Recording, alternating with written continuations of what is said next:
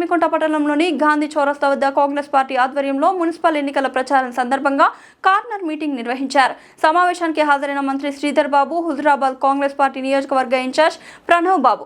ఈ సందర్భంగా మంత్రి శ్రీధర్ బాబు మాట్లాడుతూ, నేను మోసం చేయడానికి, వ్యాపారులను బెదిరించడానికి రాలేదని, కాంగ్రెస్ ప్రభుత్వం అధికారంలోకి వచ్చిన తర్వాత ముఖ్యమంత్రి రేవంత్ రెడ్డి నాయకత్వంలో ఒకటి తర్వాత ఒకటి అమలు చేసుకుంటూ పోతున్నామని, బీఆర్ఎస్ ఎమ్మెల్యే కౌశిక్ రెడ్డి మోసపు మాటలు నమ్మడం వల్ల నియోజకవర్గ ప్రజలు మోసపోయారని, కాంగ్రెస్ ప్రభుత్వం అర్హులైన నిరుపేదల కోసం అమలు చేస్తున్న పథకాలను చూసి కాంగ్రెస్ పార్టీకి ఓటు వేయండి అని, కాంగ్రెస్ పార్టీ ఎన్నికల మేనిఫెస్టోలో హామీలన్నీ పూర్తి చేసి అసెంబ్లీ ఎన్నికలకు పోతామని, హుజురాబాద్, జమ్మికుంట మున్సిపాలిటీలలో కాంగ్రెస్ పార్టీ గెలిపిస్తే ముఖ్యమంత్రి రేవంత్ రెడ్డితో మాట్లాడి అధిక నిధులు తీసుకువచ్చి అభివృద్ధి చేస్తానన్నారు. హుజురాబాద్ ప్రాంతం మరొక రాయలసీమ కావద్దు అని, ప్రణవ్ బాబు వ్యాపారులను బెదిరించడానికి రాలేదని, హుజురాబాద్ నియోజకవర్గంలో ప్రస్తుతం మున్సిపల్ చైర్మన్ను ఎన్నుకుందామని, రాబోయే రోజుల్లో ఎమ్మెల్యే, ఎంపీలను గెలిపించుకుందామన్నారు. కొత్త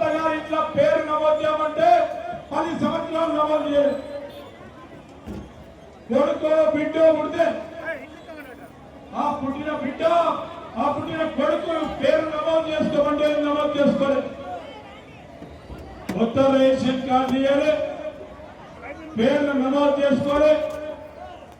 ఆనాడు మేము చెప్పాం, మన తెలంగాణ రాష్ట్రం ఏర్పడిన తర్వాత ఈ టీఆర్ఎస్ పార్టీ ప్రభుత్వం రేషన్ కార్డు ఇవ్వలేదు. మా ప్రభుత్వం వచ్చిన తర్వాత రేషన్ కార్డు ఇస్తామని చెప్పాము. కొత్త రేషన్ కార్డు ఇదే ప్రణవ్ బాబు గారు ఈ రోజు ఇన్ఛార్జిగా అందరికీ అర్హులైన నిరుపేదలకి ముఖ్యమంత్రి గారి నేతృత్వంలో రేషన్ కార్డు ఇవ్వడం జరిగింది. ఏ రాష్ట్రంలో లేని సంక్షేమ పథకం, ఏ రాష్ట్రంలో లేని సంక్షేమ పథకానికి సంబంధించి మనం ఇంతకుముందు సోదరులు చెప్పినాం, దొడ్డు బియ్యం ఇచ్చేవారు. తెలంగాణ రాష్ట్రం ఏర్పడ్డది. ఈ తెలంగాణ ప్రజలకి మార్పు చూపెట్టాలి. ఆ మార్పు చూపెట్టే ప్రయత్నంలో ఎక్కడ కూడా ఎన్నికాడకూడదని ఈ రోజు ఒక వ్యక్తికి, కుటుంబంలో ఒక్కొక్క వ్యక్తికి 6 కేజీలు చొప్పున సన్న బియ్యం ఇచ్చే కార్యక్రమం రేవంత్ రెడ్డి గారి నాయకత్వంలో ఈ రోజు కార్యక్రమం మొదలుపెట్టాం. 1 కేజీ వాణిజ్యం, వ్యాపారం చేసే మా సోదరులకు తెలుసు. ఇంతవరకు దొడ్డు బియ్యం ఇస్తే చాలా మంది రేషన్ షాప్లను వదిలేయడం, లేకుంటే ఇంటికి తీసుకొచ్చి వారికి పోతా ఉండే. మీరు కష్టించి ఆర్జించిన మొత్తం కూడా నేను హామీ ఇస్తున్నా. శ్రీధర్ బాబు సాక్ష్యం ముందు ఎవరు భయపడాల్సిన అవసరం లేదు, ఎవరు బెదిరించినా భయపడాల్సిన అవసరం లేదు. ఖచ్చితంగా శ్రీధర్ బాబు మనం వెంటుంటారు, మీ అందరికి అండగా ఉంటారు అని ఒక్కసారి నేను తెలియజేస్తూ, చివరిగా నేను చెప్పేది ఒకటే, కత్తి ఒక్కడికి ఇచ్చి ఉద్యమం చేయమంటే కష్టమైతుంది. కత్తి మన అభ్యర్థులకే ఇవ్వాలి, యుద్ధం మన అభ్యర్థులకే చేయమని చెప్పాలి. గుర్తుపెట్టుకొని మళ్ళొక్కసారి మనం మోసపోతే 5 ఏళ్ళు వెనుకబడతామమ్మా. ఆలోచించండి. ఇప్పటికే ఇక్కడ 5 ఏళ్ళు మనం వెనుకబడ్డట్టున్నాం, కానీ ఇప్పుడు 10 ఏళ్ళు వెనుకబడ్డాం. ఇప్పుడు ఇంకోటి కొద్దిగా ఒక్క అవకాశం ఇవ్వండి, ఆదరించండి, ఆశీర్వదించండి అని ఒక్కసారి మీకు తెలియజేస్తూ, మరి మీ అందరికి పేరు పేరున చివరిగా గెలిపిస్తారా? పక్కానా? మంత్రి గారు మన కోసం వచ్చిండ్రు. మరి మీ అందరి ముందు అడుగుతున్నా, మున్సిపాలిటీ జెండా పైన మనం కాంగ్రెస్ పార్టీ జెండా ఎగరేయడం పక్కానా? మరి శ్రీధరన్ వచ్చిండు, మరి మీరు కట్టు చెప్పకపోతే అని అన్నట్టు ఏం చేసినామని చేతుల్లో పట్టారు అందరూ. పక్కానా? పక్కానా? పక్కానా? చేయి గుర్తుకే, చేయి గుర్తుకే.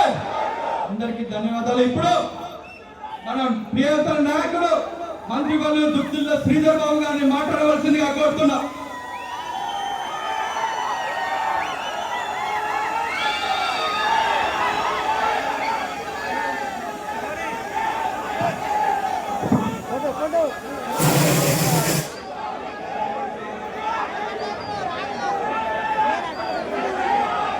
జై కాంగ్రెస్, జై కాంగ్రెస్, జై కాంగ్రెస్. ఈరోజు జమ్మికుంట మున్సిపల్ కౌన్సిల్ ఎన్నికలు జరుగుతూ ఉన్న సందర్భంలో ఈ సభ కార్యక్రమానికి అధ్యక్షత వహిస్తా ఉన్న మా తమ్ముడు ఈ నియోజకవర్గ కాంగ్రెస్ పార్టీ ఇన్ఛార్జ్ సోదరులు ప్రణవ్ బాబు గారు, అదేవిధంగా నేను 99లో మొదటిసారి శాసనసభ ఎన్నికల్లో నేను మా అన్న వీరేశం గారు ఒకటేసారి పోటీ చేశాం. వారు నేను పోటీ చేస్తే దురదృష్టవశాత్ మరి ఇక్కడ ఓడిపోయినరు. మా ప్రాంత ప్రజలు నన్ను ఎన్నుకున్నారు. 5 మార్లు నేను శాసనసభ్యునిగా, ఆనాడు జిల్లా కాంగ్రెస్ అధ్యక్షుడిగా ఈ ప్రాంతానికి వందలాది సార్లు వచ్చిన.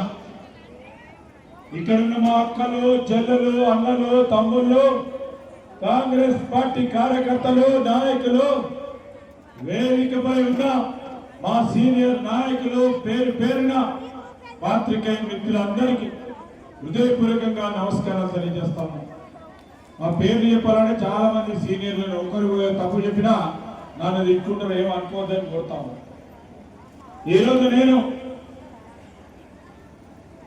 ఈ జమ్మికుంట, అదేవిధంగా హుజురాబాద్ మున్సిపల్ కౌన్సిల్ ఎన్నికలు జరుగుతా ఉన్న సందర్భంలో కాంగ్రెస్ పార్టీ తరఫున నాతో పాటు మొన్న జూబ్లీ సెలక్షన్ లో మరి సిఎన్ రెడ్డి గారు ఓ మంచి కార్యకర్తగా, నాయకుడిగా, అభివృద్ధి చేసిన మిత్రుడుగా సిఎన్ రెడ్డి గారిని ఇక్కడ ఎన్నికల ఇన్ఛార్జిగా మహేష్ కుమార్ గౌడ్ గారు, అదేవిధంగా మన గౌరవ ముఖ్యమంత్రి రేవంత్ రెడ్డి గారికి పంపించడం జరిగింది.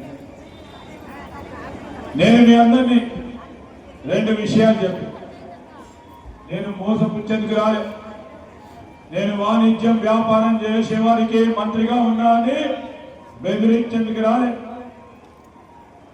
మీతో పాటు ఈ కార్యక్రమంలో పాల్గొని మరి 30 వార్డులకు సంబంధించిన మా కౌన్సిల్ కు సంబంధించిన కౌన్సిలర్ అభ్యర్థులు అందరినీ కూడా మీకందరికి మరొకసారి పరిచయం చేసి మీ అందరి ఆశీర్వాదం తీసుకురావడానికి ఇక్కడికి మేము మా సిఎన్ రెడ్డి గారు వచ్చాం. మిత్రులారా, ఈరోజు కాంగ్రెస్ పార్టీకి ఎందుకు ఓటేయాలి, దాన్ని కూడా రిలేషన్ చెప్తా. ఎందుకు ఓటేయాలో చెప్తా, ఎందుకు టిఆర్ఎస్ ఓటేయద్దో చెప్తా, ఎందుకు బీజేపీకి ఓటేయద్దో చెప్తా. ఈరోజు పార్టీ ప్రభుత్వంలోకి వచ్చింది. ముఖ్యమంత్రి రేవంత్ రెడ్డి గారి నాయకత్వంలో